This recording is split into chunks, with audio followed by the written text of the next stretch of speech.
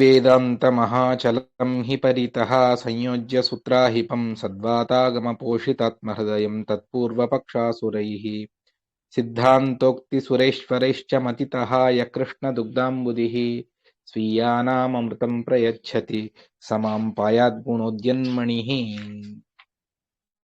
सच्छास्त्रोदितवर्त्मना पदमिदं ध्यायन्मदङ्काङ्कितो मन्मन्त्रं जपशास्त्रसम्पदमतो दास्यामि भाग्यैः सह तत्तत्त्वान्यपि बोधयामि तदनुप्राप्यो मदङ्घ्रिर्भवेदित्याघोषयतीव यः करचैः तं वाजिवक्त्रं भजे श्रये हयमुखं श्राव्य काव्यमार्गसमाप्तये सरागयोगिपूगोक्तस्तोत्रतोत्रवशं महः सिञ्जन्नूपुरशोभिपादकमलां मन्दस्मितोद्यन्मुखीं कञ्जाक्षीं कुचभारभीर्विलसन्मध्यां कणत्कङ्कणाम् संवाद्यैः परिसेवितां सुवसनां जाम्बूनदालङ्कृताम् अम्बां तां प्रणतोऽस्मि कृष्णरमणीं लम्बालकां रुक्मिणीम् सत्सङ्गमानससरोवरमध्यवर्ती कृष्णाङ्घ्रिचारुकमलार्पितचित्तवृत्तिः शास्त्रातिमञ्जुपदरञ्जितरम्यसंसत् आस्माकहृत्सरसिजेस्तु समद्वहंसः ताटङ्कद्वयशोभिकर्णयुगलं भ्राजद्दया वीक्षणम् पूर्णेन्दुद्युतिविद्रुमाधररुचा व्यामिश्रमन्दस्मितम् ईषत्कुञ्चितकुन्तलं सतिलकं नासोल्लसन्मौक्तिकम् भूयात्कूर्मसदृक्षगण्डयुगलं वाणीमुखं श्रेयसे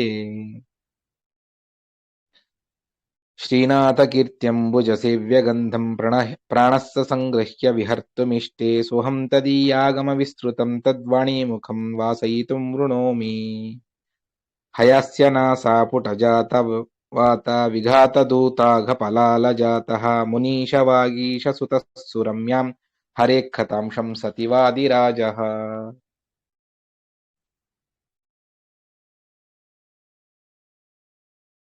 तपोविद्याविरक्त्यादि सद्गुणौघाकरानहं वादिराजगुरून् वन्दे हयग्रीवदयाश्रयान्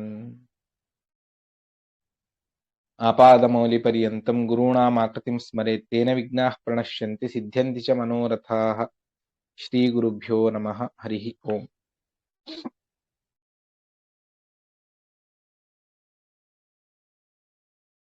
భగవంతుడి దయతో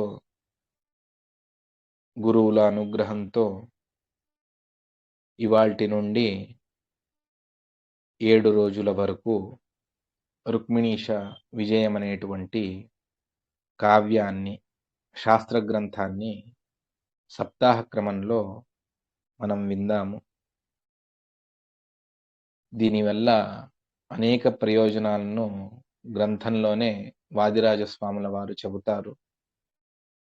ముఖ్యంగా కృష్ణ భక్తి, భగవంతుడి మహామహిమలు, అతడి గుణవర్ణన ఇవన్నీ కూడా చాలా అద్భుతంగా వర్ణించారు. ఇక లౌకికమైనటువంటి ప్రయోజనాలు కూడా చాలానే చెప్పారు. అందులో ముఖ్యంగా అవివాహితులకు వివాహ భాగ్యం, కంకణ భాగ్యం లభిస్తుంది అన్నటువంటి దాన్ని వాదిరాజస్వాముల వారి 2 కృతులు, ఒకటి రుక్మిణీష విజయం, రెండవది లక్ష్మీ శోభానం, 2 అటువంటివే. కంకణ భాగ్యాన్ని అర్థాత్ వివాహ సౌభాగ్యాన్ని కలిగిస్తాయి. వివాహమైన తర్వాత ఆ మాంగళ్యం స్థిరంగా ఆ దంపతులు అన్యోన్యంగా ఉండడానికి కూడా ఇది కారణమవుతుంది అన్నటువంటి అంశాన్ని మనకు ఈ 2 గ్రంథాలు తెలియపరుస్తూ ఉన్నాయి. ఇది రుక్మిణీష విజయము అన్నటువంటిది 19 సర్గలు ఇందులో ఉన్నాయి. ఈ మహాకావ్యం మొత్తం 1240 శ్లోకాలు ఇందులో నిక్షిప్తమై ఉన్నాయి. ప్రధానమైనటువంటి కథాంశం పేరులోనే ఉన్నట్టుగా శ్రీకృష్ణుడి అవతారం నుండి ప్రారంభించుకొని బాల్యలీలల అవన్నీ చెబుతూ దుష్ట నిగ్రహాన్ని చేస్తూ భగవంతుడు రుక్మిణీ పరిణయాన్ని, రుక్మిణీని వివాహమాడేటువంటి ప్రసంగాన్ని ఈ కావ్యం వర్ణిస్తూ ఉన్నది. అందువల్లనే ఇది రుక్మిణీష విజయము అని దీనికి పేరు. దీనికి మూలమైనటువంటి కథాంశం ఏది అంటే మొట్టమొదటిది శ్రీమద్ భాగవతం, విష్ణు పురాణం, హరివంశం. అక్కడి నుండి సంగ్రహించినటువంటి కథావస్తు ఇందులో కావ్య అలంకారాది నానా విధమైనటువంటి కావ్య గుణములతో ఇందులో నిక్షిప్తం చేశారు. దానికి తోడుగా ప్రమేయాలను వర్ణించేటప్పుడు మధ్వాచార్యుల వారి మహాభారత తాత్పర్య నిర్ణయం, అదేవిధంగా భాగవత తాత్పర్యం రెండింటినీ సర్వమూల గ్రంథాల్లో ఉన్నటువంటి విశేషమైనటువంటి ప్రమేయాలను సంగ్రహం చేసి ఇది చెప్తూ ఉన్నది ఈ యొక్క రుక్మిణీశ విజయం. ముఖ్యంగా అధ్యాత్మం గురించి చాలా అద్భుతంగా ఇది వర్ణన చేస్తూ ఉన్నది ఈ యొక్క రుక్మిణీశ విజయ కావ్యం.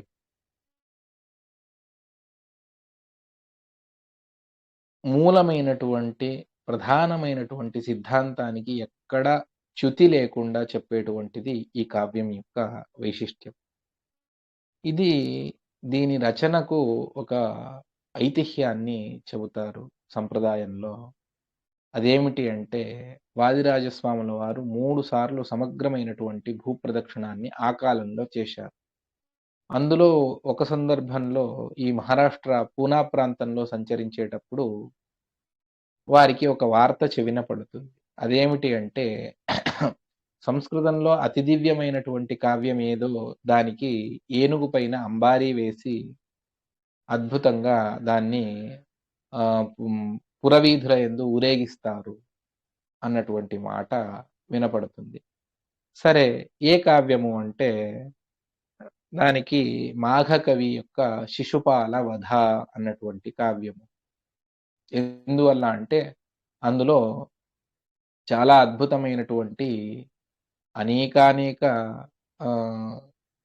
సాహిత్య కావ్య లక్షణాలన్నీ కూడా ఉన్నాయి. మహాకావ్యానికి కావలసినటువంటి ఎన్నో విషయాలు అందులో నిక్షిప్తమై ఉన్నాయి.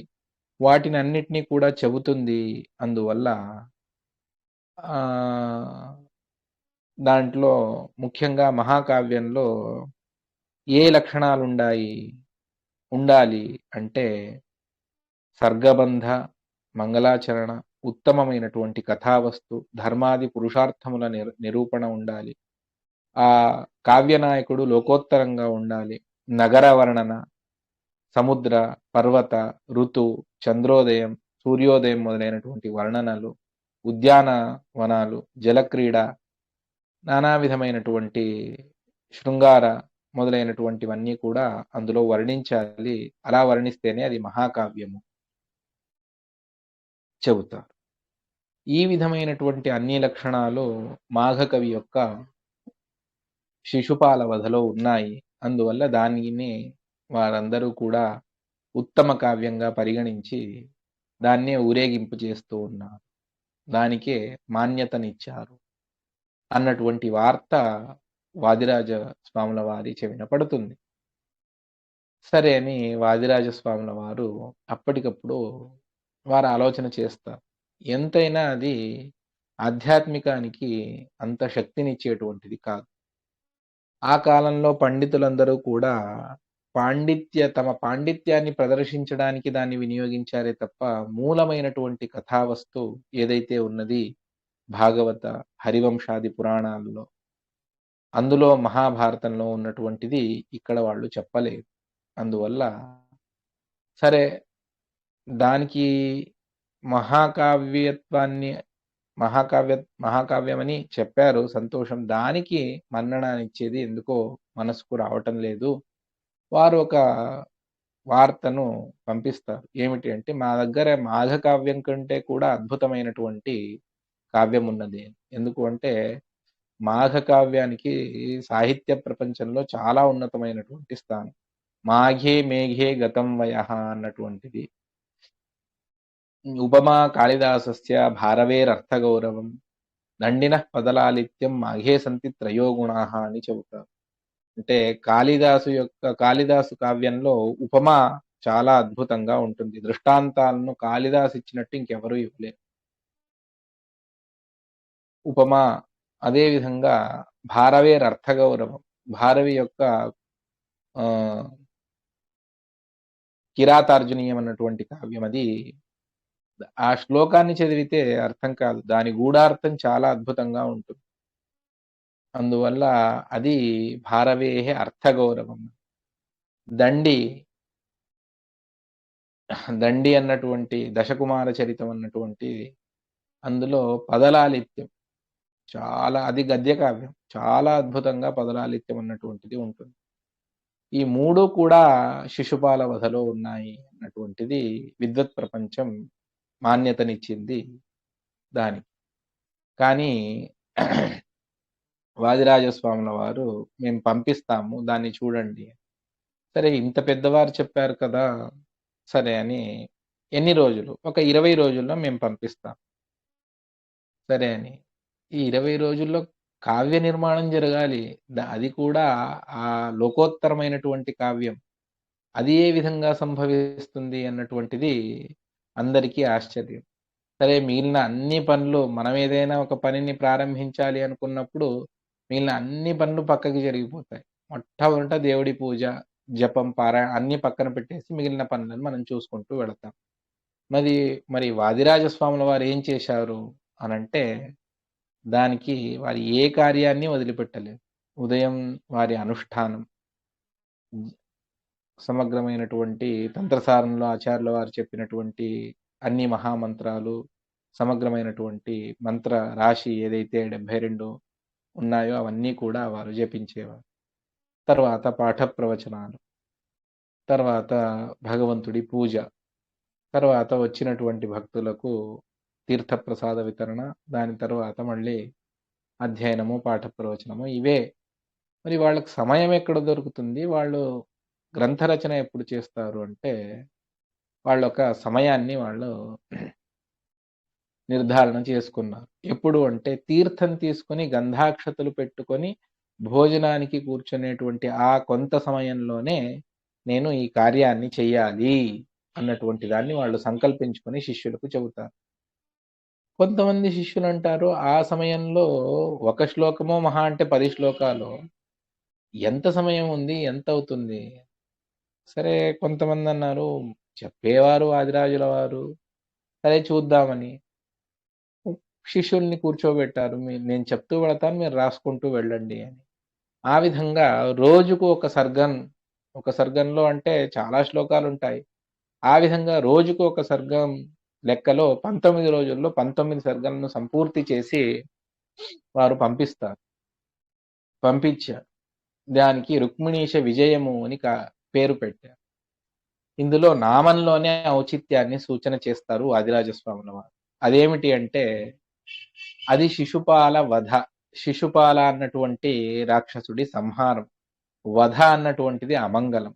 అందులోనూ శిశుపాల ఆ రాక్షసుడు దానవుడు అతడి పేరును కావ్యం సూచిస్తూ ఉన్నది. అందువల్ల అది శ్రేయస్కరమైనటువంటిది కాదు.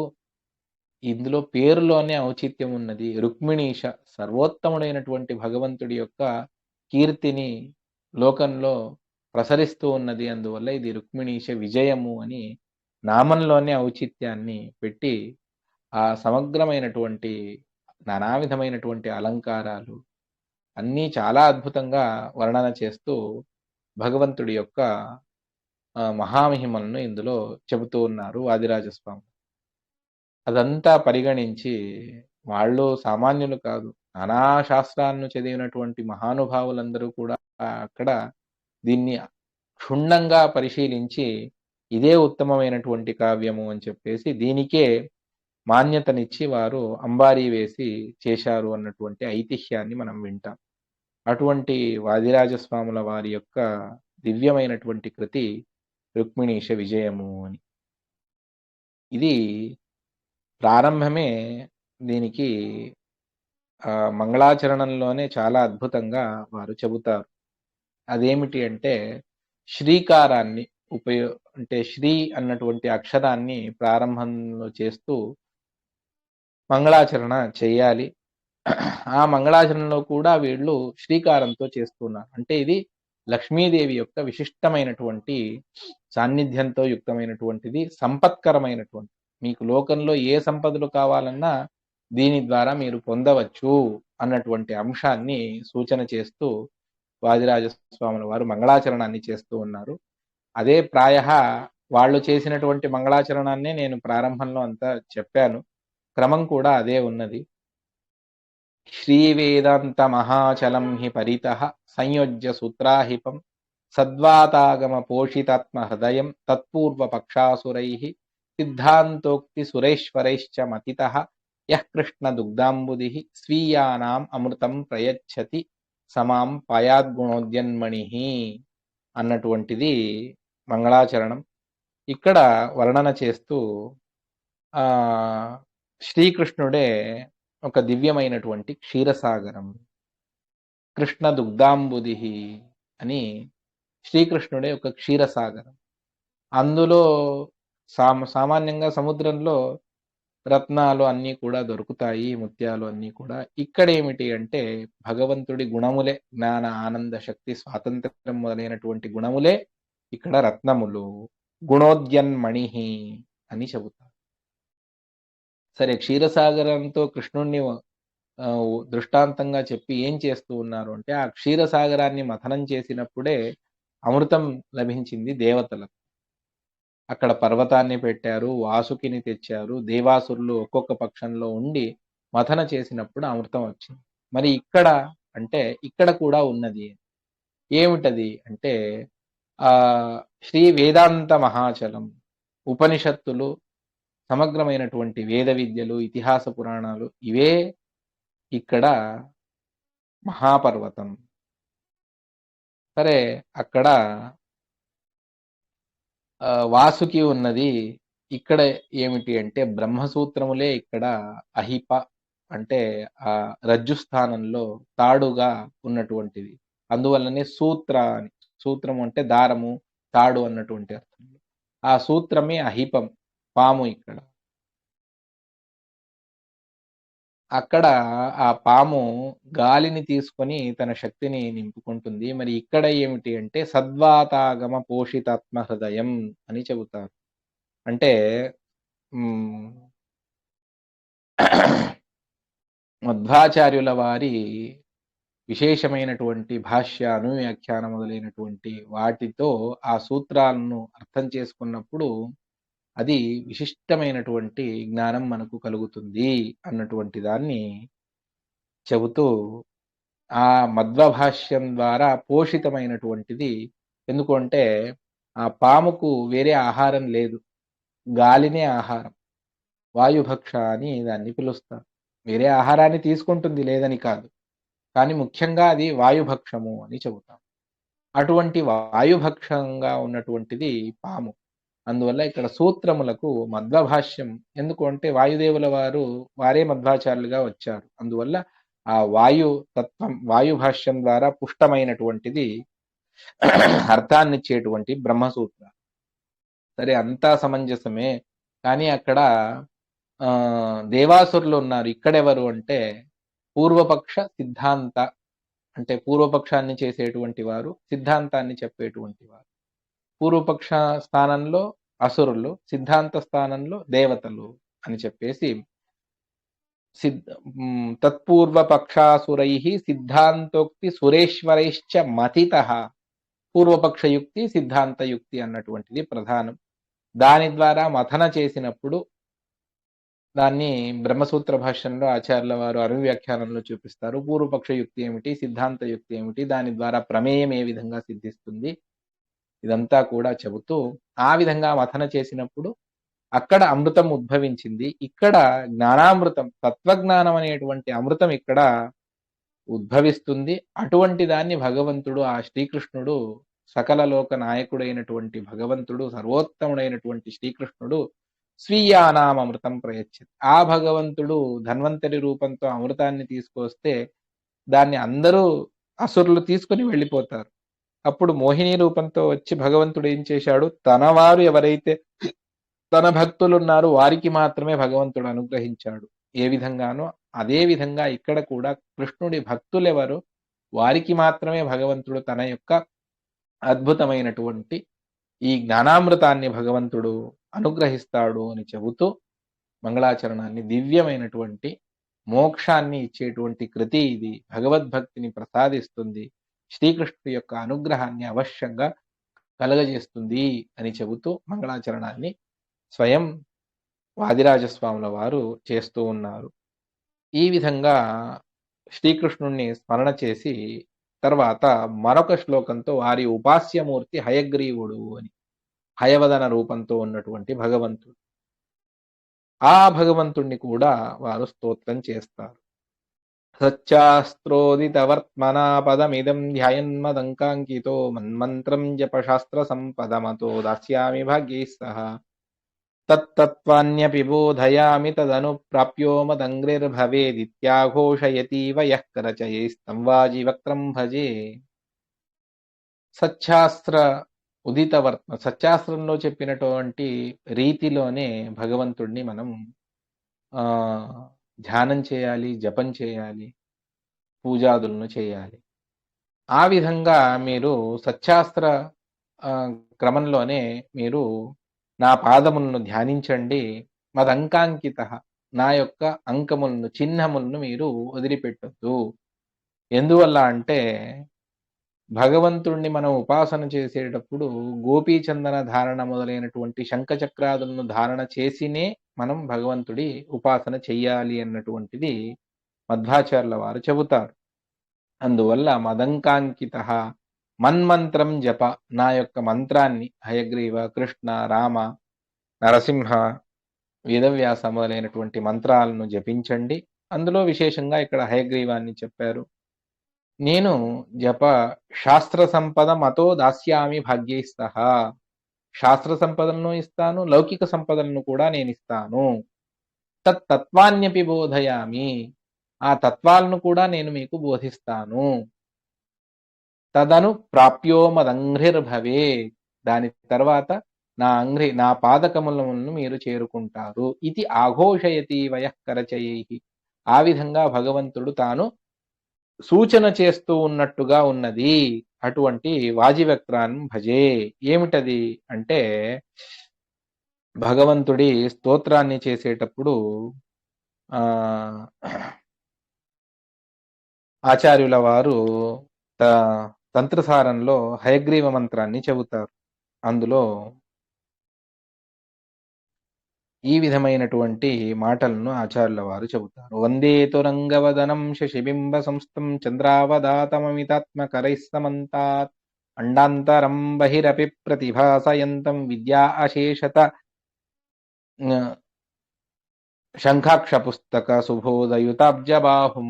శంఖ, ఒక చోట భగవంతుడు శంఖాన్ని ధరించాడు, మరొక చోట శంఖ అక్ష జపమాల పుస్తకములను చేతిలో పట్టుకున్నాడు. అదేవిధంగా సుబోధ, జ్ఞానాన్ని ప్రసాదిస్తాను అని చెప్పేసి సుబోధ. ఈ విధంగా భగవంతుడి యొక్క అద్భుతమైనటువంటి ఆ హయగ్రీవ రూపం యొక్క వర్ణన. ఆ శంఖాన్ని పట్టుకున్నప్పుడు 3 వేళ్లు కింద చూపిస్తున్నాయి. నా పాదములను ధ్యానించు, జపం చెయ్యి అని జపమాల. దాని ద్వారా మీకు జ్ఞానాన్ని మరియు పుస్తక, ఆ శంఖ ఒక చోట పట్టుకున్నాడు భగవంతుడు, అది భాగ్యాన్ని సూచిస్తుంది, లౌకిక సంపదలను. పుస్తకం చేతిలో పట్టుకున్నాడు, అందువల్ల అధ్యాత్మ విద్యను కూడా సూచన చేస్తూ ఉన్నది. ఈ విధంగా సూచన చేస్తూ ఉన్నటువంటి ఆ హయగ్రీవ నామక భగవంతుడిని ధ్యానం చేయండి అని చెప్పేసి చెబుతూ, ఆ భగవంతుడు దేనికి వశమవుతాడు అంటే యోగీంద్రులు, మహాజ్ఞాన సంపన్నులు వారు స్తోత్రం చేస్తారు. ఆ స్తోత్రం చేస్తే ఇప్పుడు గుర్రం మాట వినకపోతే చేతిలో ఒక బెత్తంతో కష అని చెబుతాం, దాంతో కొడితే అది మాట వింటుంది. కానీ ఇక్కడ భగవంతుడిని ఎవరు కొట్టలేరు. మరి భగవంతుడు వశం కావాలి అంటే సరాగయోగి పూవోక్త స్తోత్ర వశం మహా, స్తోత్రం అనేటువంటి భక్తితో చేసినటువంటి స్తోత్రానికి వశమయ్యేటువంటి ఆ భగవంతుడిని నేను కావ్య మార్గ సమాప్తి కొరకు నిర్విఘ్నంగా కావ్యం పరిసమాప్తం అవ్వాలి అని చెప్పేసి భగవంతుణ్ణి ఆశ్రయిస్తాను అని చెబుతూ, తర్వాత కేవలం భగవంతుడిని స్తోత్రం చేస్తే సరిపోదు, ఆ భగవంతుడి దాసి అయినటువంటి లక్ష్మీదేవిని కూడా స్మరణ చేయాలి. ఎందువల్లనంటే ఆ వాగింద్రియానికి ముఖ్యంగా ఆ లక్ష్మీదేవినే మనో అభిమాని, వాగభిమానిని లక్ష్మి ప్రధానంగా అవాంతరంగా ఇతర దేవతలు కూడా ఉన్నారు అని చెప్పేసి చెబుతాము. అది దాన్ని చెబుతూ రుక్మిణినే సాక్షాత్తు ఎందువల్ల అంటే దేవీ భాగ్యాత్మికా నృణామని ఆచార్యుల వారు తాత్పర్య నిర్ణయంలో చెబుతారు. అందువల్ల ఇక్కడ రుక్మిణీ స్తోత్రాన్ని చేస్తూ ఉన్నారు. ఎందువల్ల అంటే సాక్షాత్తు లక్ష్మీదేవినే రుక్మిణి. భగవంతుడికి ఏ విధంగా అవతారంలో భగవంతుడు మూల రూపంలో ఒక విధంగా, అవతార రూపంలో ఒక విధంగా అని కాదు. అక్కడ ఇక్కడ సమానమైనటువంటి వాడు భగవంతుడు. ఏ తేడా భగవంతుడి యందు వ్యత్యాసం ఉండదు అని. అదే విధంగా లక్ష్మీదేవి యందు కూడా ఉండదు అని చెప్పేసి చెబుతూ, దానికి సింజన్నూపుర శోభిపాద కమలాం మందస్మితోద్యన్ముఖీం అని చెప్పేసి స్తోత్రం చేస్తూ, ఆ లక్ష్మీదేవి తాను కాళ్ళ యందు గజ్జెలు స్త్రీలకు అది అలంకారం. అందువల్ల దాన్ని కట్టుకున్నది. ఆమె నడుస్తూ ఉన్నప్పుడు అద్భుతంగా ధ్వని చేస్తూ ఉన్నది. మందహాసంతో కూడినటువంటి ముఖం, మందస్మితోద్యం, కంజాక్షిం కమలం వలె అద్భుతమైనటువంటి కళ్ళు, ఆహ్, సకల లక్షణ యుక్తమైనటువంటి దేహం, పణత్కంకణాం ఆ చేతుల యందు గాజులు ధ్వని చేస్తూ ఉన్నాయి. సాక్షాత్తు రుద్రాది దేవతలు ఆమెను సేవించుకుంటూ ఉన్నారు. అద్భుతమైనటువంటి పీతాంబరాన్ని ధరించింది. బంగారంతో నానా విధమైనటువంటి ఆభరణాలు. అటువంటి అంబాం తాం ప్రణతోస్మి కృష్ణరమణీం, జగన్మాత అయినటువంటి కృష్ణుడి భార్య అయినటువంటి రుక్మిణిని నేను ఆశ్రయిస్తాను, నమస్కరిస్తాను. తరువాత ముఖ్యంగా ఈ తత్వజ్ఞానం మాకు అనుగ్రహించిందే మధ్వాచార్యుల వారు. వారు హంస, పరమహంస, సన్యాసి శ్రేష్ఠుడు. హంస ఏం చేస్తుంది అంటే అది మానస సరోవరంలో ఉంటుంది. మరి మధ్వాచార్యుల వారు సత్సంగ మానస సరోవర మధ్యవర్తి. సజ్జనుల మనస్సులో అదే ఒక మానస సరోవరం. అక్కడ మధ్వాచార్యుల వారు ఉంటారు. మరి ఆ హంస పక్షి అది కమలంలో ఉన్నటువంటి మధును ఆఘ్రాణం చేస్తూ ఉంటుంది. మరి ఇక్కడ మధ్వాచార్యుల వారు ఏం చేస్తారు? వారు హంసగా చెప్తూ ఉన్నారు కదా అంటే, కృష్ణాంఘ్రిచారు కమలార్పిత చిత్తవృత్తి. కృష్ణుడు అనేటువంటి శ్రీకృష్ణుడి పాదకమలములు అదే దివ్యమైనటువంటి కమలములు. అక్కడే ఆ భగవంతుడి యొక్క అద్భుతమైనటువంటి గుణాలను ఎల్లప్పుడూ కూడా స్మరణ చేసుకుంటూ ఉంటారు. హంసపక్షి చాలా అద్భుతంగా నడుస్తుంది. దాని నడకను చూడడానికి ఎంతో మంది వెళుతూ ఉంటారు. మరి ఇక్కడ అంటే వీరు తమ భాష్యంలో అద్భుతమైనటువంటి పదవర్ణన చేసి భగవంతుడిని కీర్తిస్తూ ఉంటారు మధ్వాచార్యుల వారు. అందువల్ల శాస్త్రాతి మంజు పదరంజిత రమ్యహంస అటువంటి మధ్వాచార్యుల వారు మా మనస్సులో ఉండి మనకు మమ్మల్ని అనుగ్రహించని చెప్పేసి ప్రార్థన చేస్తూ, తరువాత తాటంకద్వయ శోభీకరణయుగలం అని చెప్పేసి సరస్వతీదేవిని స్తోత్రం చేస్తూ ఉన్నారు. 2 చెవుల్లో అద్భుతమైనటువంటి కర్ణాభరణాలను ధరించింది. తాను దయాదృష్టితో భ్రాజద్దయావీక్షణం, దయతో మమ్మల్ని చూస్తూ ఉన్నది. ఎందుకంటే ఆ కరుణాముఖాన్ని చూసినప్పుడే మనకు కరుణ అన్నటువంటిది. పెద్దవారు కరుణతో మనల్ని చూడాలి. అప్పుడే వారి అనుగ్రహం మనకు కలుగుతుంది అని చెప్పేసి ఆ విధంగా దయావీక్షణాన్ని స్మరణ చేస్తూ, ఆమె ముఖం పరిపూర్ణ చంద్రుడు ఏ విధంగా కాంతియుక్తంగా ఉండాలో అటువంటి కాంతి, అధరములు విద్రుమ పగడం వలె అద్భుతమైనటువంటి ఎరుపు రంగులో ఉన్నాయి. దివ్యమైనటువంటి మందస్మితం, ఆ కుంతల శిరో ఒక రకంగా సుడి తిరిగినటువంటి అమ్మవారి యొక్క సరస్వతి యొక్క కేశపాశములు, సతిలకం, అద్భుతమైనటువంటి తిలకాన్ని ధరించింది. నాసోల్లసన్ మౌక్తికం, ముక్కు పుడక ధరించింది. అది కూడా చాలా అద్భుతంగా ఉన్నది. భూయాత్ అటువంటి ఆ వాణీముఖం సరస్వతీదేవి నన్ను అనుగ్రహించని అని చెప్పేసి, అదేవిధంగా ఎందుకు అంటే ఆ భగవంతుడి యొక్క అంబుజ సేవ్యగంధం, అతడి కీర్తిని స్వీకరించాలి అంటే అది మన వల్ల సాధ్యపడదు. అది శ్రీనాథ కీర్త్యంబుజ సేవ్యగంధం. అంబుజ అంటే కమలం. అందులో ఉన్నటువంటి ఆ అద్భుతమైనటువంటి సువాసనను స్వీకరించేటువంటి శక్తి మనకు లేదు. అది ఎవరు చేస్తారు అంటే, ఆ కమల పుష్పం పై నుండి గాలి వస్తే అప్పుడు మనకు ఆ వాసన తెలుస్తుంది. మరి ఇక్కడ కూడా కృష్ణుడి యొక్క అద్భుతమైనటువంటి చరిత్రను చెప్పేటువంటిది అది ముఖ్య ప్రాణమూర్తికి మాత్రమే ఉన్నది. అటువంటి ఆ ఆగమంలో విహరించడానికి నేను వాణీముఖాన్ని, ఆ అమ్మవారిని ద్రౌపదిని అర్థాత్ భారతీదేవిని నేను ఆశ్రయిస్తాను అని చెప్పేసి చెబుతూ, హయాస్యనాస ఆ హయగ్రీవుడి యొక్క నాసముల నుండి బయటికి వచ్చేటువంటి ఒక దివ్యమైనటువంటి గాలి ఏదైతే ఉందో అది మన పాపములన్నిటినీ కూడా దూరం చేస్తుంది. విధూత అఘ ఫలాల జాతః అటువంటి ఏ దోషము లేనటువంటి మునీష వాగీష సుత సురమ్యాం సాక్షాత్తు మునీశ్వరులైనటువంటి వాగీష తీర్థుల వారి కరకమల సంజాతులైనటువంటి వాదిరాజ అనేటువంటి పేరు గల నేను హరేః కథాం శంసతి ఈ భగవంతుడి యొక్క అద్భుతమైనటువంటి కవిత్వాన్ని చరిత్రను నేను చెబుతాను అని చెబుతూ స్వాహంకార ఖండన అని ఉంటుంది. దాన్ని నారాయణ పండితాచార్యుల వారు కూడా తమ మధ్వ విజయ కావ్యంలో చేస్తారు. దానికి అనుగుణంగా ఇక్కడ కూడా వీరు చేస్తారు.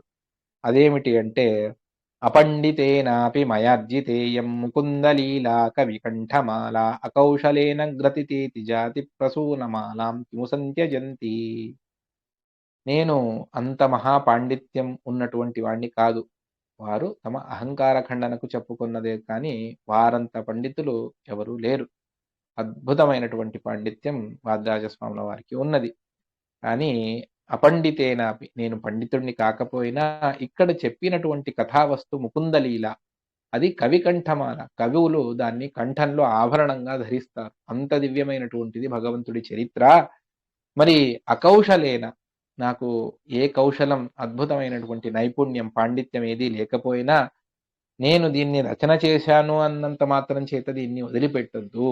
ఎందుకు అంటే ఒక మాలాకారుడు అప్పుడప్పుడే నేర్చుకుంటూ ఉన్నాడు. వాడికి సరిగా రాదు. కానీ అక్కడ ఉన్నటువంటి పుష్పములు మాత్రం జాతి పుష్పములు అని, జాజులు అని మనం అంటాం. దివ్యమైనటువంటి గంధయుక్తమైనటువంటిది.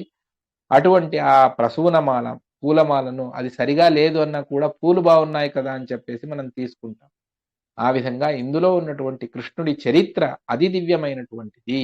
అందువల్ల దాన్ని స్వీకరించుకొని దాన్ని చూస్తూ నా కావ్యాన్ని మీరు స్వీకరించండి, ఉపేక్షించవద్దండి అని చెబుతూ మరొక మాటను కూడా చెబుతారు. అపిప్రమాదాగత దోషలేశామిమాం కవిత్వ శ్రియమాద్రియధ్వం బుధా విదగ్ధైః కిముపేక్షణీయా పయోబ్దిజా చంచలతాఖ్య దోషాత్. ఏదన్నా ప్రమాదం వల్ల ఇందులో ఏదైనా తప్పు కనపడితే తప్పే లేదు. ఉంటే అంతమంది మహానుభావులందరూ కలిసి దీన్నెందుకు దీనికి మాన్యతనిచ్చి ఎందుకు ఊరేగింపు చేస్తారు? కానీ తమ యొక్క కావ్యంలో గుణాలను చెప్పడానికి వారు చెప్పేటువంటి మాట, ఏదైనా దోషం వస్తే దాన్ని కవిత్వశ్రియం ఆద్రియధ్వం ఈ కవిత్వాన్ని స్వీకరించండి. ఎందువల్ల అంటే చంచలత డబ్బుకు ఎప్పుడు చాంచల్యం ఒక చోట నిలబడదు. అన్నంత మాత్రం చేత దాన్ని మీరు పయోబ్ధిజ చంచలతాఖ్య దోషాత్ దాన్ని బుద్ధివంతులు ఎవరైనా తెలివి గలవాడు ఎవరైనా దాన్ని ఇది చంచల దోషం ఉన్నది అందువల్ల నేను డబ్బు స్వీకరించను అని ఎవ్వరూ అనరు.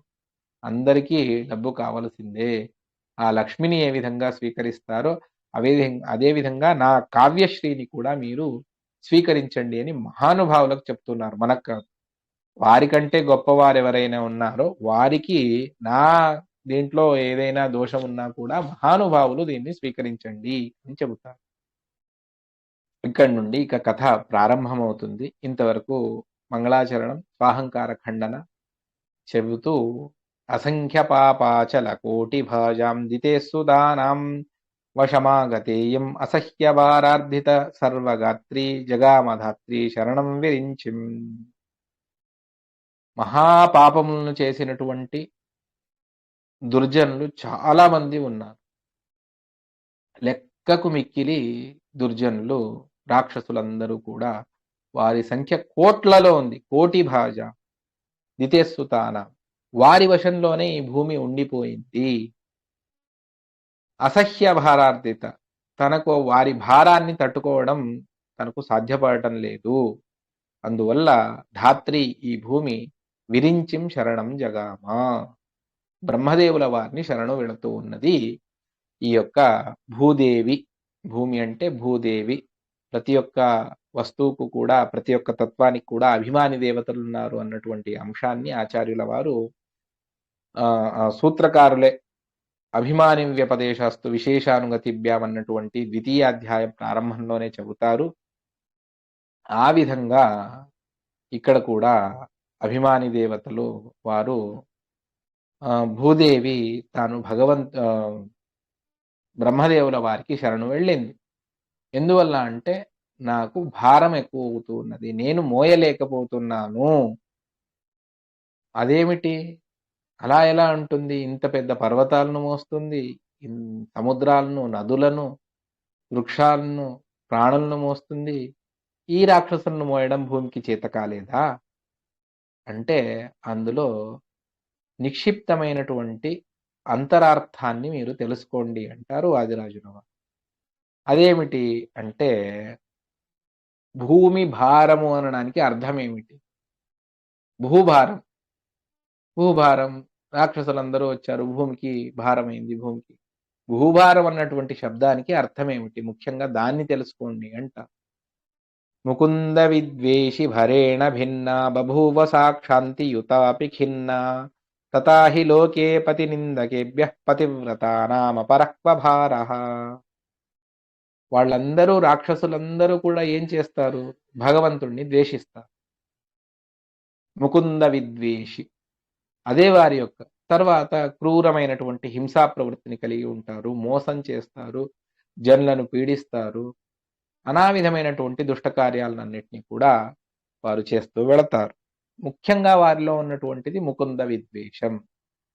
కానీ భూమి క్షాంతియుతాపి, భూమికి క్షమా ధరిత్రి ధరణి క్షోణిజ్య కాశ్యపి క్షితి అని చెబుతారు. అంటే ఆ క్షమాగుణం కలది భూమి, దేన్నైనా సహించుకుంటుంది. మరి అంత సహించుకునేటువంటి భూమి రాక్షసులను సహించుకోలేదా అంటే సహించుకోలేదు. ఎందుకు అంటే వారు ఎటువంటి వారు అంటే భగవంతుడిని ద్వేషించే. భగవంతుడు ఎవరు అంటే ఈ భూదేవికి పతి. వరాహ రూపంలో ఈ భూదేవిని, అంటే సాక్షాత్తు లక్ష్మీదేవికి కూడా భూదేవి అన్నటువంటి రూపం ఉన్నది. ఆ లక్ష్మీదేవి రూపం ఈ ధరణి, ఈ అవాంతర భూదేవి అని మనం భూమిని ఏదైతే పిలుస్తూ ఉన్నామో ఆ భూదేవి యందు ఆ సాక్షాత్తు లక్ష్మీదేవి యొక్క సన్నిధానం ఉన్నది. అందువల్ల ఈమెను భూదేవి అని పిలుస్తారు. అటువంటి ఈ భూమి తన పతి అయినటువంటి ఆ భగవంతుడి యొక్క నిందనను సహించడం లేదు. అందువల్ల వాడు భారమవుతూ ఉన్నారు. ఎందుకు అంటే లోకంలో పతివ్రత స్త్రీలకు అతి కష్టమైనటువంటిది ఏది అంటే తన పతిని ఎవరైనా తన ఎదురుగా నిందిస్తే దాన్ని సహించుకోలేరు. మిగిలిన అన్నిటినీ వాళ్ళు సహించుకోగలరు పతివ్రత స్త్రీలు. కానీ తన భర్తను అదే జరిగితే ఇంకా ఆవిడ పతివ్రత స్త్రీ ఎందుకు చెప్పండి? తన భర్తను నిందించినా సహించుకుంది అంటే ఆమె పతివ్రత స్త్రీ కాదు. అందువల్ల పతివ్రత స్త్రీలకు పతినింద తతాహి లోకే పతినిందకేభ్య పతివ్రతానాం అపరక్వ భారః అని అడుగుతారు. పతివ్రత స్త్రీలకు దానికంటే భారం ఏదైనా ఉన్నదా? లేదు. అందువల్లనే వెనకటి శ్లోకంలో అసంఖ్య పాపాచల కోటి భాజాం అని చెబుతారు. లెక్కకు మిక్కిలేనటువంటి పాపములు. అందులో మొట్టమొదటి పాపం అంటే భగవద్వేషమే ఇది మొట్టమొదటి పాపం. ఎందుకు అంటే ఈ భగవద్వేషాన్ని చేస్తేనే అంధం తమస్సుకు వెళతాం, భగవద్భక్తిని చేస్తే మోక్షానికి వెళతాం. భక్తి ఏ విధంగా గుణముల్లో ప్రధానమైనటువంటిదో అదే విధంగా ద్వేషముల్లో పాపముల్లో విష్ణుద్వేషం అతీ ప్రధానమైనటువంటి, దానికంటే ఘోరమైనటువంటి పాపం ఇంకొకటి లేదు. దాన్నే చేసేటువంటి వారు రాక్షసులు. అందువల్ల తన పతినే ద్వేషిస్తే, తన పతినే నింద చేస్తే, నానా విధాలుగా తిడితే ఏ పతివ్రతా స్త్రీ సహించుకుంటుంది చెప్పండి? అందువల్ల భూమికి యద్యపి క్షమ అన్నటువంటి పేరున్నా కూడా దీన్ని మాత్రం ఆ భూదేవి తాను సహించుకోలేదు. అందువల్ల చాలా దీనవదనంతో తాను వెళ్ళి బ్రహ్మదేవుల వారి దగ్గరికి తాను వెళుతూ ఉన్నది, శరణు వెళ్ళింది. ఏ విధంగా వెళ్ళింది అంటే నిశమ్య గోబ్రాహ్మణ ముఖ్య బంధుం ధ్రువం ముకుందం శరణం వ్రజంతి బభూవ గోరూపధరాధరా సా తమార్తభారాపహరం చ దీనా. భూదేవి గోరూపంలో వెళ్ళింది. ఎక్కడ చెప్పారు గోరూపంలో వెళ్ళింది అని? వాదిరాజస్వాముల వారు చెప్పారా? లేదు. భాగవతంలో స్వయం వ్యాసుల వారే చెబుతారు. గౌర్భూత్వా అశ్రుముఖీ ఖిన్నా రుదంతి కరుణం యథా. ఏడుస్తూ ఏడుస్తూ మనస్సులో చాలా బాధలను పెట్టుకొని గోరూపంతో వెళ్ళింది. ఎందుకు గోరూపంతో వెళ్ళింది అని అక్కడ భాగవతంలో మనకు స్పష్టం అవ్వదు. ఇక్కడ వారు ఉత్ప్రేక్ష చేసి చెబుతారు. అదేమిటి అంటే ఆ భగవంతుడు గోబ్రాహ్మణులకు ముఖ్య బంధువు. గోబ్రాహ్మణ హితాయచ అని మహాభారతం కూడా మనకు చెబుతుంది. అందువల్ల నమో బ్రహ్మణ్య దేవాయ గోబ్రాహ్మణ హితాయ చ జగద్ధితాయ కృష్ణాయ గోవిందాయ నమో నమః అన్నటువంటిది ఇది మహాభారతంలో శాంతి పర్వంలో భీష్మస్తవ రాజంలో వచ్చేటువంటి శ్లోకం ఇది. నమో బ్రహ్మణ్య దేవాయ గోబ్రాహ్మణ హిత. అందువల్ల గోరూపంతో వెళితే భగవంతుడికి గోవుల మీద ప్రేమ ఎక్కువ. అందువల్ల మనకు మనకు దేని మీద ఆసక్తి ప్రేమ ఉంటుందో అది కనిపించిన వెంటనే మనం దాన్ని దగ్గరికి తీసుకుంటాం. ఆ విధంగా నేను గోరూపంతో వెళితే భగవంతుడు నన్ను ఆదరిస్తాడు, అవశ్యంగా నా యొక్క మొర వింటాడు, నన్ను ఉద్ధరిస్తాడు అని ఆలోచన చేసి భూమి గోరూపంతో వెళ్ళింది. గో అన్నటువంటి పేరు భూమికి కూడా ఉన్నది. గో అన్నటువంటి పదానికి అనేక అర్థాలను చెబుతూ గో అంటే భూమి, అదే భూమి గో ఆవు రూపంలో ధేను రూపంలో వెళ్ళింది. వెళ్ళి తాను భగవంతుణ్ణి శరణు వెళుతూ ఉన్నది. సాక్షాత్తు భగవంతుడి దగ్గరికి వెళ్ళలేం కాబట్టి బ్రహ్మదేవుల వారి వాయుదేవుల వారి ద్వారానే వెళ్ళాలి. అందువల్ల బ్రహ్మదేవుల వారి ద్వారానే తాను వెళుతూ ఉన్నది. అత్యంత దీనంతో తమార్త భారాపహరంచ దీనా. ఆ విధంగా ధర తాను వెళుతూ ఉన్నది. సరే, వారందరూ ఏం చేశారు? బ్రహ్మదేవుల వారి దగ్గర వెళ్ళిన వెంటనే బ్రహ్మదేవుల వారే దానికి ఏదైనా ఆమె యొక్క బాధను, ఆమె యొక్క కష్టాలను దూరం చేశారా అంటే లేదు. బ్రహ్మదేవుల వారు దేవతలందరినీ పిలుచుకొని భగవంతుడి దగ్గరికి వెళతారు. ఎందుకు అంటే విరించి వైరించి ముఖామరేష స్వపారతంత్రం భువి దర్శయంతః. మేమెవ్వరం సమర్థులం కాము. భూదేవికి వచ్చినటువంటి కష్టాన్ని నివారించడానికి భగవంతుడే సమర్థుడు. ఎందుకు అంటే అతను స్వతంత్రుడు, మేమందరం పరతంత్రులం. స్వపారతంత్రం భువి దర్శయంతః. ఆ పరతంత్రం అన్నటువంటిది బ్రహ్మాది దేవతలకు తెలుసు, దేవతలకు తెలుసు, ఋషులకు తెలుసు. కానీ భూమి అందున్నటువంటి సామాన్య జనులైనటువంటి మనకు తెలియదు కదా. బ్రహ్మదేవుల వారే ఆ పనిని చేసేస్తే ఓ బ్రహ్మదేవుల వారే స్వతంత్రులు అని మనం అనుకుంటాం. కానీ బ్రహ్మదేవుల వారు మనకు తెలియాలి అని చెప్పేసి దేవతలందరినీ పిలుచుకొని తాము భగవంతుడి దగ్గరికి వెళుతూ ఉన్నారు. ఎవరెవరు? విరించి వైరించి ముఖామరేష. బ్రహ్మరుద్ర బ్రహ్మరుద్రులే మొదలైనటువంటి దేవతలు, అంటే మిగిలిన గరుడ శేష రుద్రాది దేవతలు అందరూ, ఇంద్రాది దేవతలు. హరింధరా కార్యకృతే గృణంతః. ఈ భూమి యొక్క కార్యాన్ని భగవంతుడు చెయ్యాలి అని చెప్పేసి స్తోత్రం చేస్తూ పురాన్నిరీయురు హృదితం స్మరంతః. తమ తమ స్థానముల నుండి, తమ తమ పురముల నుండి భగవంతుడి దగ్గరికి భగవంతుడిని స్మరణ చేస్తూ వెళతారు. అంటే మనం దేవాలయానికి వెళ్ళేటప్పుడు కూడా భగవంతుడిని స్మరణ చేస్తూ భగవంతుడి స్తోత్రాన్ని పారాయణం చేస్తూ వెళ్ళాలి అన్నటువంటి అంశాన్ని చెబుతూ ఉన్నారు. పురాన్నిరీయురు హృది తం స్మరంతః హరిం ధరాకార్య కృతే గృణంతః. గృణంతః అంటే స్తోత్రం చేయడం, స్మరంతః అంటే స్మరణ చేస్తూ వారందరూ కూడా భగవంతుడి దగ్గరికి వెళ్ళారు. సురావళీ సాశ్రుతివర్ణ్యవేష నభస్థలే నష్టతమిస్త్రజాలే యయౌ యతీంద్రైరపి యత్నగమ్యాం పయోబ్ధివేలాం పతదూర్మిమాలాం. ఎక్కడికి వెళ్ళారు? క్షీర సముద్రానికి వెళ్ళారు. క్షీర సముద్రంలో ఒకవైపునకు వాళ్ళు వెళ్ళారు. వారు తమ తమ వేషములతో వెళ్ళారు. ఏమిటా వేషములు? తర్వాత వాళ్ళే చెబుతారు. పురాణ శృతివర్ణ వేష. వేదముల్లో వారికి ఏదైతే చెప్పారో అటువంటి వేషములతోనే వారు వేదశాస్త్రముల్లో ఏ వేషములనైతే చెప్పారో, ఏ ఆకారములనైతే చెప్పారో ఆ విధంగా వారు వెళ్ళారు. ఎక్కడ వెళ్ళారు? మార్గం ఏమిటి? నభస్థలం, ఆకాశంలో వాళ్ళు వెళుతూ ఉన్నారు. నష్టతమిస్త్రజాలి, వారి యొక్క కాంతి వల్ల అక్కడ ఏ విధమైనటువంటి తమస్సు అంటే చీకటి లేదు. యయౌ యతీంద్రైరపి యత్నగమ్య, మహామహా యతిశ్రేష్ఠులు వారందరూ కూడా ఇంద్రియ నిగ్రహంతో సాధన చేసుకొని ప్రయత్నపూర్వకంగా వెళ్ళేటువంటి ఆ భగవంతుడి స్థానానికి దేవతలందరూ కూడా చేరుకున్నారు. యతిశ్రేష్ఠులు ప్రయత్నపూర్వకంగా వెళ్ళాలి, దేవతలు అనాయాసంగా వెళతారు అన్నటువంటి అంశాన్ని, మధ్య మధ్యలో సూక్ష్మాంశాలు చాలా ఉన్నాయి, అన్నిటినీ చెప్పడం కుదరదు. ముఖ్య కథా వాహినికి భంగం లేకుండా చెప్తూ వెళతాను. తతోబ్జభూక్షీరపయోబ్ది తీరే సమాధిమస్తాయ సుసంయతాక్ష, వారు సమాధిలో కూర్చొని స్థిరాసన ప్రాణగణాన్నియమ్య ప్రజక్రమే ప్రాంజలిరాత్మదీక్ష. అబ్జభూహు, ఆ కమలంలో ఉన్నటువంటి వారు ఆ పయోబ్ది తీరంలో అందరినీ, దేవతలందరినీ ఒకవైపు నిల్చోబెట్టి సమాధి, అసంప్రజ్ఞాత సమాధిలో భగవంతుణ్ణి స్థిరాసన, స్థిరాసనం అది పద్మాసనం, ఆ విధంగా కూర్చొని ప్రాణాలను, ఇంద్రియాలన్నింటినీ కూడా నిగ్రహించుకొని భగవంతుణ్ణి ధ్యానం చేయడానికి ప్రారంభించారు. ఎప్పుడైతే వారు పద్మాసనంలో కూర్చున్నారో అప్పుడే వారికి పద్మాసనం, పద్మాసన అని బ్రహ్మదేవుల వారికి పద్మభూహు, అబ్జభూహు, పద్మాసన అని పేరు. ఎందుకు అంటే భగవంతుడి నాభి నుండి కమలం ఉద్భవించింది, కమలంలో ఉద్భవించారు, అందువల్ల కమలోద్భవ అని.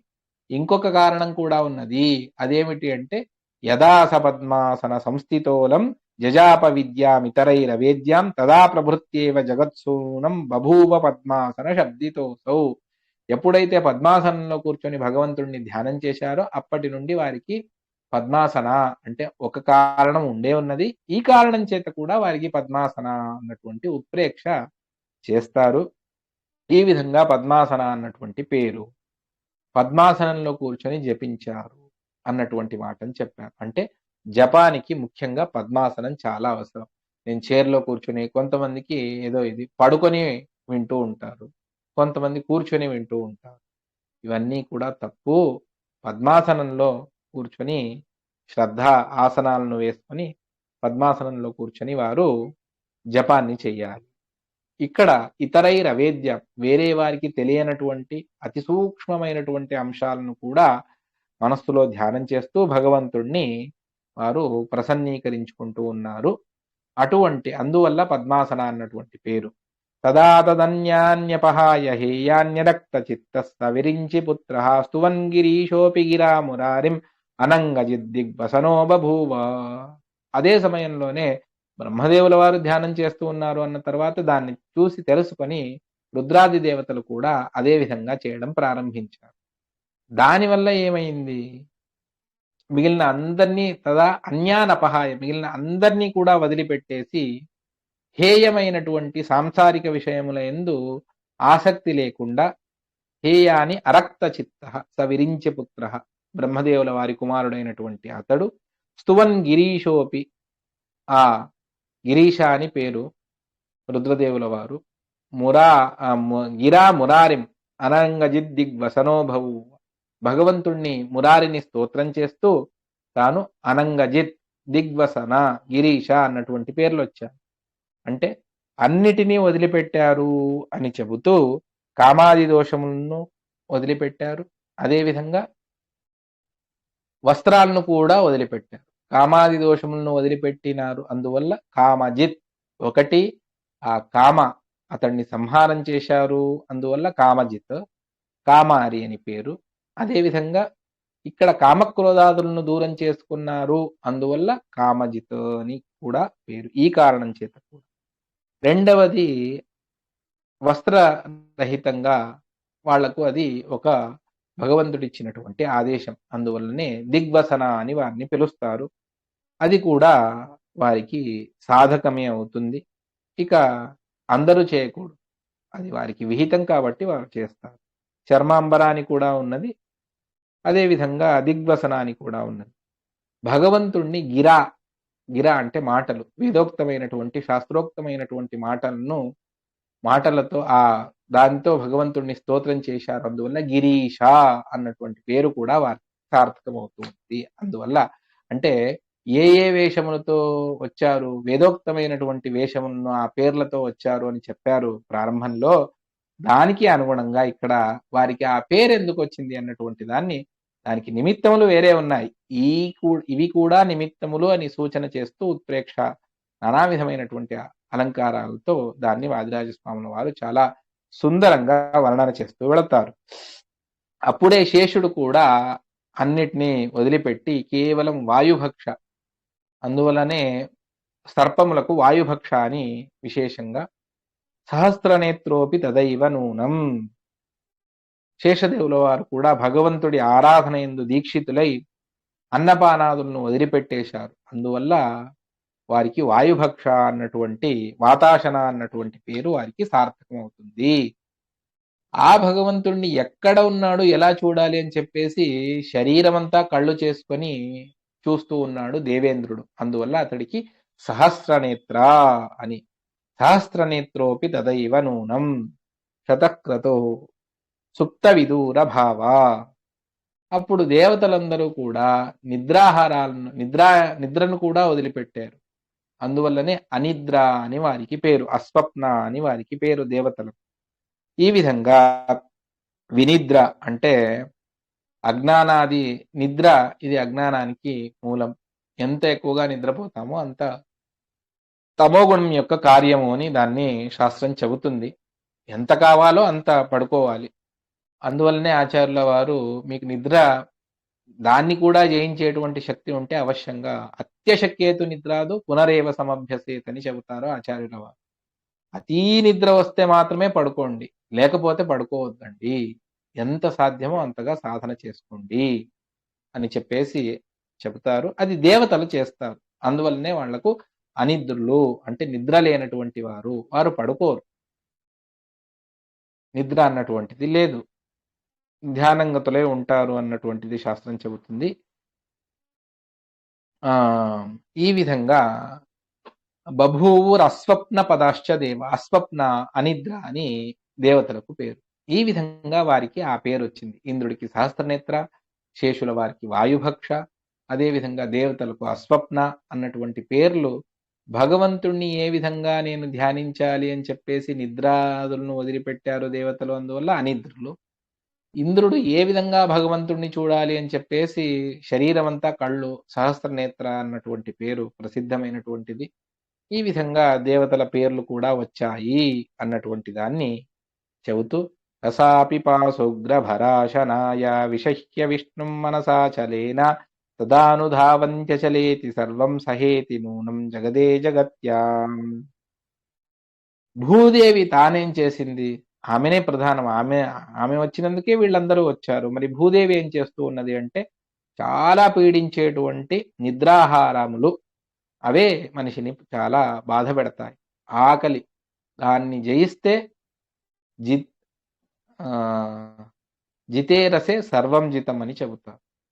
నోటి ఆ రసాన్ని జయిస్తే మిగిలినవన్నిటినీ జయించినట్టే. ప్రధానం మనస్సు, మిగిలిన ఇంద్రియముల్లో, దశేంద్రియముల్లో అది రసనేంద్రియాన్ని జయించాలి. ఆ విధంగా భూదేవి తాను దాహాన్ని, ఆకలిని రెండింటినీ కూడా పక్కన పెట్టేసి దాన్ని సహించుకుంటూ మనస్సులో భగవంతుడిని ధ్యానం చేస్తూ ఉన్నది. అందువల్లనే ఆమెకు సర్వం సహా అన్నిటినీ సహించుకుంటుంది, క్షమా అన్నటువంటి పేరు ఆమెకు లోకంలో సర్వం సహా. ఏకత్ర నిలబడి గోరూపంలో ఉన్నా కూడా అక్కడ ఇక్కడ కదలకుండా ఒకే చోట నిలబడి తాను భగవంతుడిని ధ్యానం చేస్తూ ఉన్నది. అందువల్ల మరొకటి, మనస్సు భగవంతుడి యందే పెట్టింది. అచలమైనటువంటి మనస్సు చలించడం లేదు. అందువల్ల ఆమెకు అచల అని కూడా, భూమికి అచల అని కూడా పిలుస్తారు. అటువంటి అచల అన్నటువంటి పేరు, సర్వం సహా అన్నటువంటి పేరు, అది భూదేవికి సార్థకమవుతూ ఉన్నది. ఈ విధంగా దేవతలకు ఎవరెవరికి ఏమేమిటి పేర్లు అన్నటువంటి దాన్ని చాలా అద్భుతంగా దానికి నిమిత్తాలను చెబుతూ ఉత్ప్రేక్ష చేస్తూ అందరూ కూడా భగవంతుడి యొక్క సర్వోత్తమత్వాన్ని ధ్యానిస్తూ, వారు భగవంతుడి యొక్క గుణాలను ధ్యానం చేస్తూ భగవంతుడి కొరకై వాళ్ళందరూ కూడా వేచి చూస్తూ ఉన్నారు. సహస్రకార్యేషు భవాన్ సమర్థः సహస్రనేత్రానన పాణిపాదః ఇతీవ విజ్ఞాపయితుం విరించ స్తుతిం సపుం సూక్తగతాం తతానా. వారు పురుష సూక్తాన్ని జపిస్తూ ఉన్నారు బ్రహ్మదేవుల వారు. ఎందుకు అంటే అక్కడ సహస్రాశీర్ష పురుష సహస్రాక్ష సహస్రాపాత్ అని వస్తుంది. అంటే భగవంతుడికి సహస్ర అంటే 1000 అనే అర్థం కాదు, ఇక్కడ అనంతము అని అర్థం. సహస్ర శబ్దానికి సహసరతి అన్నటువంటి నిష్పత్తిని మధ్వాచార్యుల వారు ఐతరేయ భాష్యంలో చూపిస్తారు. ఆ విధంగా భగవంతుడు ఎందుకు పురుష సూక్తంతో బ్రహ్మదేవుల వారు, అది ప్రధాన ప్రతిపాద్యమైనటువంటిది, దాని కారణాలు వేరే ఉన్నాయి. ఇక్కడ ఒక అద్భుతమైనటువంటి మరొక కొత్త రీతిలో మార్గాన్ని చూపిస్తారు ఆదిరాజస్వామి. అదేమిటి అంటే సహస్ర కార్యేషు, ఎన్ని అనంత కార్యాలు ఉండని దాన్నంతా కూడా భగవంతుడు చేయడానికి తాను సమర్థుడు. ఎందుకు అంటే అతడికి అనంత చేతులున్నాయి. సరే పనులేమో చేస్తాడు, దాని ఆలోచన అంటే భగవంతుడికి ఆ మేధా సంపత్తి కూడా అద్భుతంగా ఉన్నది. మరి అవయవములు అంటే అవి కూడా అనంతంగా ఉన్నాయి. సహస్ర నేత్ర ఆనన పాణి పాద, పాదములు పాణి అదేవిధంగా అక్షములు అన్నీ కూడా భగవంతుడికి అనంతంగా ఉన్నాయి. అనంత రూపాలు కూడా భగవంతుడికి ఉన్నాయి. దీన్ని లోకానికి తెలియపరుస్తూ వారు, ఎందువల్ల అంటే అక్కడ భాగవతం చెబుతుంది, పురుషం పురుష సూక్తేన ఉపతస్తే సమాహిత అని. పురుష సూక్తం ద్వారానే బ్రహ్మదేవుల వారు భగవంతుణ్ణి స్తోత్రం చేశారు. అందువల్ల దాన్ని సూచన చేస్తూ బ్రహ్మదేవుల వారు, నీవు ఏ కార్యాన్నైనా అవలీలగా చేస్తావు స్వామి, వేరే వారికి అది సాధ్యపడదు అన్నటువంటి అంశాన్ని లోకానికి తెలియపరుస్తూ బ్రహ్మదేవుల వారు తాము స్తుతింస పుంసూక్త గతాం తతానా అని పురుష సూక్తంతో భగవంతుడిని వారు స్తోత్రం చేస్తూ భగవంతుడిని ప్రసన్నీకరించుకుంటూ ఉన్నారు దేవతలు, ప్రధానంగా బ్రహ్మదేవుల వారు. అందువల్లనే బ్రహ్మదేవుల వారి దగ్గరికి తాను వెళ్ళింది. ఆ బ్రహ్మదేవుల వారి ప్రార్థనను భగవంతుడు మన్నించి వారికి ప్రత్యక్షమై తర్వాత చెబుతాడు. ఆ అంశాన్ని మళ్ళీ రేపటి ప్రవచనంలో తెలుసుకుందామని చెప్తూ, శ్రీకృష్ణార్పణమస్తు. కాయేన వాచా మనసా ఇంద్రియైర్వా బుద్ధ్యాత్మనా వా అనుసృత స్వభావం కరోమి యద్యత్ సకలం పరస్మై నారాయణాయేతి సమర్పయామి. శ్రీకృష్ణార్పణమస్తు.